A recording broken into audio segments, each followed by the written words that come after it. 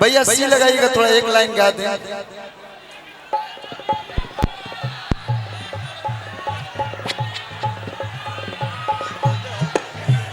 अब बतावा है तना गाना कहत लोग हमारा के हम कतना गाना गाएंगे,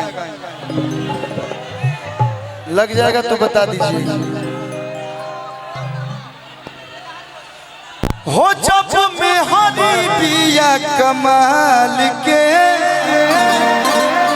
एगो 18 तारीख का हमारा गाना होता SRK म्यूजिक से।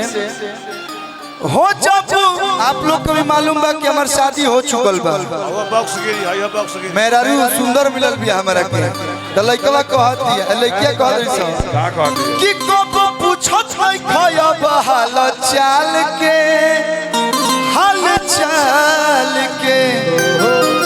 तब के भाई कहता कि जब में हरी पिया कमाल के, तो कौन जरूरत बमाल के।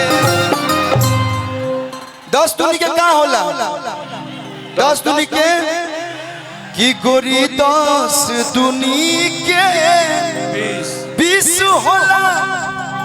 हाय प्यार में पहिले किस पार हो जाला लगई। आराम से आराम से आराम से आ